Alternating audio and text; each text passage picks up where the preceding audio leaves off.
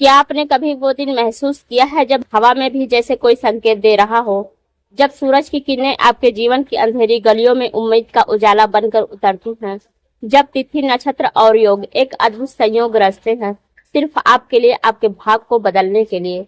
आज का दिन वैसा ही 3 अगस्त रविवार, सावन मास का पवित्र नवमी तिथि, और उस पर जब चंद्रमा मकर राशि में प्रवेश करता है और श्रावण नक्षत्र की दिव्य ऊर्जा आपके जीवन को स्पर्श करती है, जब घृति योग और सौम्यकरण की उपस्थिति आकाश की शक्तियों को धरती पर खींच लाती है, यह कोई साधारण दिन नहीं, यह ब्रह्मांड द्वारा चुनी गई वह घड़ी है जो आपको अंधकार से प्रकाश की ओर खींच सकती है। आज ब्रह्मांड का हर ग्रह, हर ऊर्जा, हर दिशा आपके साथ एक विशेष संवाद करना चाहती है। यह वो घड़ी है जब दुर्भाग्य को जड़ से उखाड़ा जा सकता है, जब रीढ़, रोग, शत्रु, गरीबी और विघ्न एक रहस्यमय उपाय से आपके जीवन से विदा हो सकते हैं। बस एक बार आस्था से उठाया गया कदम आपकी सारी परेशानियों को पल भर में भस्म कर सकता है। आज का यह उपाय कोई साधारण पूजा नहीं, ये वो प्रक्रिया है जो शिव महापुराण में गोपनीय परंपरा से छिपी रही और जिसे गुरु जी ने विशेष रूप से केवल उन्हीं को बताया जो सच में बदलना चाहते थे अपना भाग्य। तो क्या आप तैयार हैं उस रहस्य को जानने के लिए, जिसे जानने के बाद आपका भाग्य वैसा नहीं रहेगा जैसा अब तक था? तो अब प्रस्तुत है वह रहस्यमय उपाय जिससे आप अपने जीवन से दुर्भाग्य मिटा सकते हैं, धन को आकर्षित कर सकते हैं और शिव कृपा के अस्थायी पात्र बन सकते हैं। क्या आपने कभी महसूस किया है जैसे किस्मत आपके खिलाफ काम कर रही हो, जैसे हर रास्ता बंद हो गया, जैसे ऊपर वाला रूठ गया हो? क्या आपने बार बार मेहनत करने के बाद भी खाली हाथ लौटने का दर्द सहा है? शायद हाँ, क्योंकि जो व्यक्ति इस वीडियो तक पहुंचा है वो कोई सामान्य इंसान नहीं, वो वही है जो जीवन की सबसे बड़ी कठिन परीक्षा से गुजर रहा है।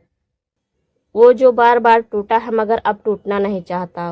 वो जो अब सिर्फ जीना नहीं चाहता बल्कि वो जीकर दिखाना चाहता है अपने भगवान को, अपने भाग्य का और इस दुनिया को कि मैं अब रुकने वाला नहीं। 3 अगस्त एक दिन जो दिखने में सामान्य लगता है लेकिन जो से आध्यात्मिक और तांत्रिक रहस्य आपको हिला सकती है। आप जानते हैं इस दिन कौन कौन से अद्भुत संयोग बन रहे हैं? यह दिन है श्रावण मास के शुक्ल पक्ष की नवमी तिथि का, एक ऐसी तिथि जिसे शिव महापुराण में विघ्नहर्ता दिवस कहा गया है, जहां केवल एक विशेष उपाय से वर्षों पुरानी रुकावटें दूर हो सकती है। जहां गुरु जी ने कहा था यदि इस विशेष दिन किसी भक्त की श्रद्धा अडिग हो तो उसे कोई भी शक्ति नीचे नहीं गिरा सकती। नक्षत्र है अनुराधा नक्षत्र, यानी शनि और मंगल दोनों की छाया। मतलब जो भी कर्म इस दिन किया जाएगा उसका परिणाम या तो शिखर तक पहुंच जाएगा या पतन के अंधेरे गर्त में ले जाएगा। और सबसे बड़ा रहस्य इस दिन है रविवार, सूर्य देवता का दिन, और जब सूर्य, अनुराधा नवमी और श्रावण मास एक साथ जुड़ते हैं तो ब्रह्मांड का द्वार खुलता है, जहां से 3 रास्ते निकलते हैं। पहला द्वार समृद्धि की ओर, दूसरा विनाश की ओर और तीसरा पूर्ण अंधकार की ओर। अब सवाल ये है आप किस रास्ते पर चलना चाहते हैं, क्योंकि अगर आज आप कुछ नहीं करते तो याद रखिए इस ब्रह्मांड के नियम कभी इंतजार नहीं करते। शिव की ऊर्जा जिनके लिए सक्रिय होती है वो काल को भी बदल देते हैं और जिनके लिए नहीं उनका भाग भी उन्हें धोखा दे देता है। महापुराण में कहा गया है कि श्रावण की नवमी तिथि, अनुराधा नक्षत्र और रविवारीय संयोग यह वो पल है जब शिव अपनी तीसरी आंख से आत्मा की परीक्षण करते हैं। जो पास हो गया वो साक्षात चंद्रेश्वर कहलाता है और जो विफल हो गया उसका भाग्य खुद उसका साथ छोड़ देता है। अब सोचिए कितने लोग इस रहस्य को जानते हैं? बहुत कम, क्योंकि यह बात सिर्फ उन्हीं तक पहुंचती है जो भीतर से शिव के प्रति परिपूर्ण है, जिनके भीतर शिव के प्रति पूर्ण समर्पण हो और जिनका भाग्य आज बदले जाने को तैयार हो। यह उपाय एक सामान्य क्रिया नहीं, यह है कर्म, काल और देव के त्रिकोण का महासंयोग जो उस व्यक्ति को ही फल देता है जिसने जीवन में सब कुछ खोकर अब सिर्फ प्रभु का सहारा चुना है। गुरु जी कहते हैं जिसने श्रावण मास की नवमी तिथि के सूर्योदय से पूर्व यह उपाय कर लिया उसका दुर्भाग्य उल्टा लौटता है। और अगर आज किसी ने इस उपाय को पूरी श्रद्धा और निर्दिष्ट समय पर सही सामग्री से किया तो वह तो न सिर्फ अपने घर की दरिद्रता मिटा सकता है बल्कि पीढ़ियों तक के लिए भाग का पहिया मोड़ सकता है। लेकिन रुकिए, अगर आप सिर्फ जिज्ञासा से यह वीडियो देख रहे हैं तो यह उपाय आपके लिए नहीं, यह सिर्फ उनके लिए है जो टूट चुके हैं मगर हार नहीं मानी, जो कह चुके हैं अब बहुत हो गया, अब मुझे मेरा भाग्य चाहिए, मेरी किस्मत चाहिए, मेरी सफलता चाहिए। निर्णय आपका है कि आप इस दुर्लभ संयोग को यूं ही जाने देंगे या अपनी जिंदगी की दिशा आज ही बदलेंगे। तो इस वीडियो को अंत तक जरूर देखें और जानिए वो चमत्कारिक उपाय, उसका सही समय, पूजन की विधि, जरूरी सामग्री और वो सावधानियां जो भूलते ही उपाय निष्फल हो सकता है। जिस उपाय की बात हो रही है वह कोई सामान्य पूजा नहीं, वो है शिव से सीधा संवाद करने का एक रहस्यमय प्रक्रिया, जहां आपकी आत्मा शिव की ऊर्जा से टकराती है। और अगर आपकी श्रद्धा सच्ची निकली तो वे देव जो त्रिनेत्र खोलते ही सृष्टि को बदल देते हैं, वो आपकी किस्मत को मोड़ने में एक पल भी नहीं लगाते। इस उपाय से क्या लाभ है, आइए सुनते हैं। अचानक धन प्राप्ति। गुरुजी कहते हैं जिसने इस विशेष नवमी, अनुराधा नक्षत्र और सूर्य संयोग में यह विधि पूर्ण श्रद्धा से की, उसके जीवन में अगले कुछ ही दिनों में कोई आर्थिक चमत्कार अवश्य होता है। यह उपाय रुका हुआ धन खींचने की रहस्यमय शक्ति रखता है। काल सर्प, शनि दोष और पितृदोष का समान। गुरुजी कहते हैं अगर कोई उपाय केवल कर्म और श्रद्धा के मेल से दोषों को शांत करता है तो वह यही है, क्योंकि यह स्वयं शिव के चरणों में आत्मसमर्पण है। जिन जातकों की कुंडली में बार बार बाधाएं आ रही हैं, मुकदमे चढ़ रही हैं, कोर्ट केस में फंसे हैं, उन्होंने इसे करके महसूस किया है कि जैसे किसी अदृश्य शक्ति ने उनके सिर से काली साया हटा दी हो। घर परिवार में शांति और सौभाग्य की वापसी। जिस घर में यह उपाय किया जाता है उस घर में आने वाले कुछ ही दिनों में देवताओं की कृपा होती है। यह उपाय केवल धन नहीं, धन, शांति और संतुलन तीनों को एक साथ बुलाता है। लेकिन अब सुनिए रहस्यमय चेतावनी। इस उपाय की शक्ति जितनी गूढ़ है उसके नियम भी उतने ही कठोर हैं। गुरुजी कहते हैं यदि श्रद्धा में छल होगा तो उपाय उल्टा प्रभाव देगा। बिना अनुमति, बिना भावना किया गया उपाय निष्फल होता है। कोई कहे चलो कर लेते हैं, क्या पता हो जाए। याद रखिए यह उपाय शक से नहीं, श्रद्धा से किया जाता है। जो भी इसे हल्के में लेगा उसका भाग्य उसे और अधिक पीछे धकेल देगा। अगर आपसे कोई एक भी सामग्री गलत हो गई, जैसे समय चूक गया, दिशा गलत हुई, स्थान अशुद्ध था, तो उपाय निष्फल हो सकता है। उपाय के बाद मौन आवश्यक है। गुरुजी कहते हैं जो बोलता है वह अपनी शक्ति लुटाता है।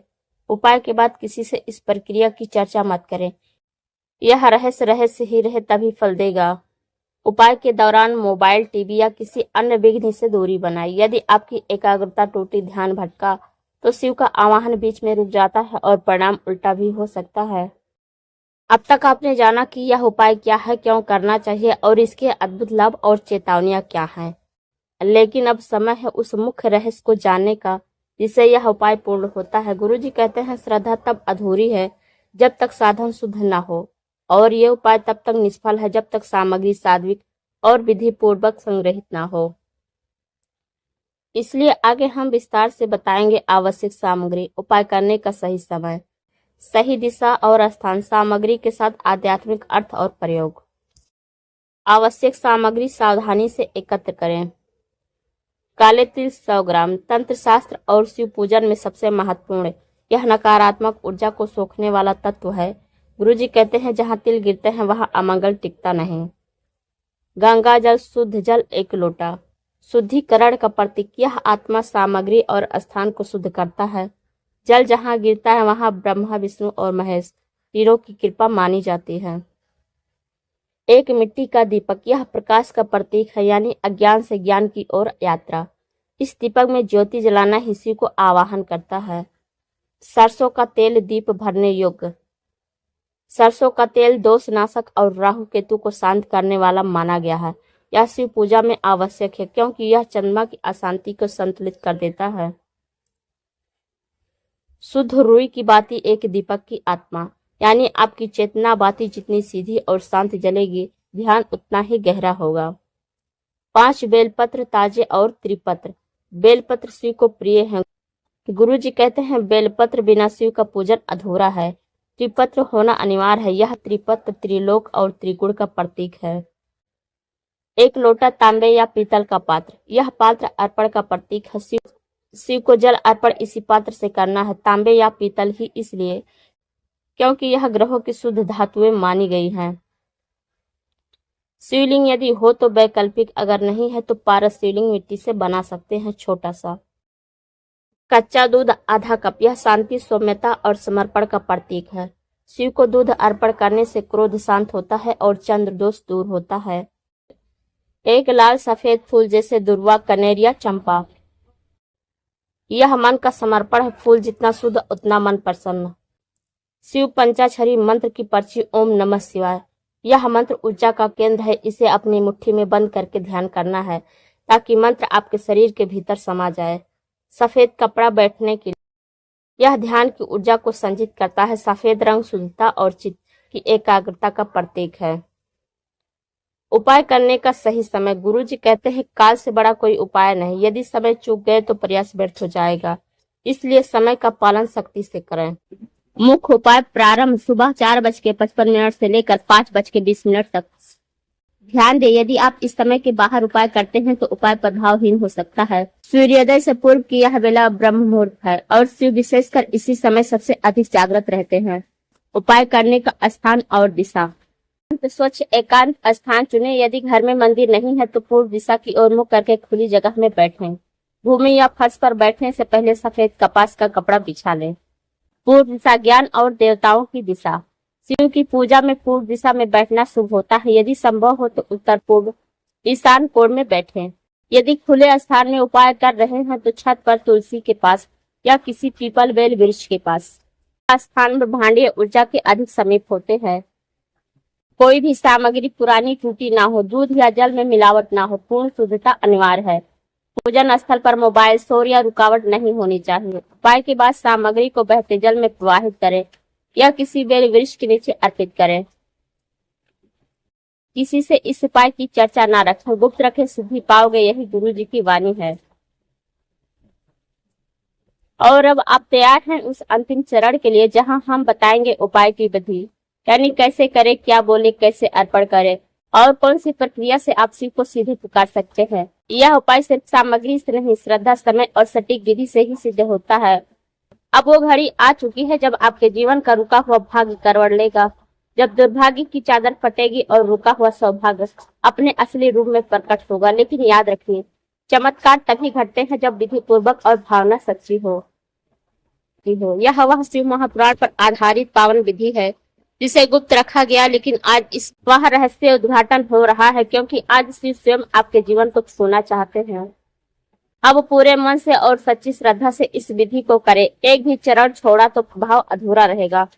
चरण एक, स्थान की पवित्रता, आंतरिक और बाहरी शुद्धि। सबसे पहले जिस स्थान पर आप उपाय कर रहे हैं, घर का मंदिर या शांत कोना, उसे जल से छिड़क कर शुद्ध करें। आप स्वयं भी स्नान करें और स्वच्छ हल्के रंग के वस्त्र पहने। बाहरी शुद्धि के साथ साथ यह प्रक्रिया हमारे अंदर के विकारों को भी धो डालती है। जब देह और मन दोनों पवित्र होते हैं तभी देवता निवास करते हैं। चरण 2, शिवलिंग का आवाहन और दीप प्रज्वलन। एक तांबे की थाली में सफेद वस्त्र बिछाकर उस पर शिवलिंग स्थापित करें। अगर घर में पारस शिवलिंग हो तो सर्वोत्तम। अब उत्तर दिशा की ओर मुख करके बैठ जाएं और दीपक जलाएं। उसमें तिल का तेल भरे और उसमें 2 बातियां लगाएं।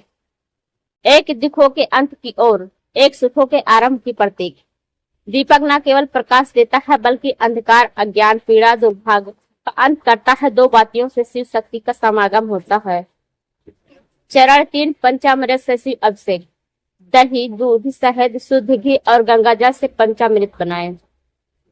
पहले ओम नमः शिवाय मंत्र बोलते हुए पूरे श्रद्धा से पंचामृत अभिषेक करें। हर बार अभिषेक करते समय अपनी एक समस्या को मन ही मन में शिव को सौंपते जाएं। पंचामृत जीवन के 5 तत्वों का प्रतीक है। यह शरीर और आत्मा दोनों को संतुलित कर ब्रह्मांडीय ऊर्जा से जोड़ता है। चरण 5, विशेष वस्तुओं का अर्पण। अब शिवलिंग पर ये सभी सामग्रियां एक एक करके अर्पित करें। सफेद चंदन मानसिक शांति के लिए, धतूरा और बेलपत्र दोषों की शुद्धि के लिए, काले तिल पुरानी गरीबी और शनि दोष के नाश के लिए, शहद आकर्षण और संकल्प की शुद्धि के लिए, काले उड़द दरिद्रता हटाने के लिए, कच्चा दूध सौभाग्य के लिए, सफेद फूल सुख, शांति और वैवाहिक जीवन में सुधार के लिए। हर वस्तु एक विशेष विधा या दोष से जुड़ी होती है। इनका अर्पण ऊर्जा संतुलन और लाभ के लिए किया जाता है। चरण 5, मंत्र जप और गुरु जी का निर्देश। अब ओम नमः शिवाय मंत्र का 108 बार जप करें। यदि संभव हो तो गुरु जी द्वारा बताई गई शिव मंत्र की एक विशेष माला।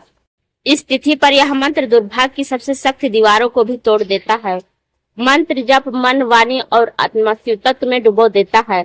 यह वह कंपन है जो ब्रह्मांड को हिला सकता है।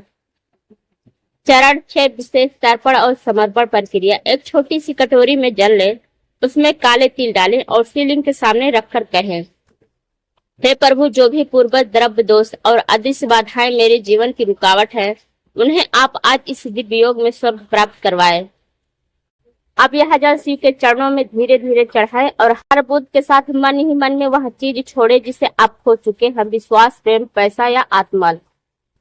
यह तर्पण आपकी आत्मा की मुक्ति का माध्यम है। यह आपको आपके अतीत के बंधनों से मुक्त करता है। आशीर्वाद और प्रतिज्ञा। अंत में शिवलिंग के समक्ष हाथ जोड़कर कहे, हे भोलेनाथ, आपने जो दिया है वह भी आपकी कृपा थी, आप जो देंगे वह भी करना होगी, लेकिन अब मैं हार नहीं मानूंगा।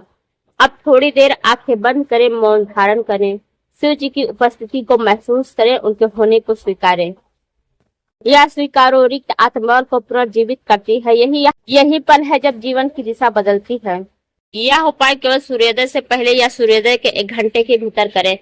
उपाय समाप्त होने पर अर्पित वस्तुओं को किसी पीपल वृक्ष की जड़ में छोड़ दें या बहते जल में प्रवाहित करें। जब विधि पूरी हो गई है तो अब सबसे महत्वपूर्ण और अंतिम की, जब आप किसी दैवीय साधना को अपनाते हैं तो सिर्फ विधि ही नहीं, नियत भी शुद्ध होनी चाहिए, क्योंकि शिव से कुछ छिपा नहीं होता। शिव केवल मंत्रों के उच्चारण से प्रसन्न नहीं होते, वह उस दिल को सुनते हैं जो टूटा होता है, जो पुकारता है, जो डूब रहा होता है पर हार मानने को तैयार नहीं होता। विशेष सावधानियां और जरूरी बातें जिनके बिना उपाय अधूरा रह जाएगा। व्रत और शुद्धता रखें।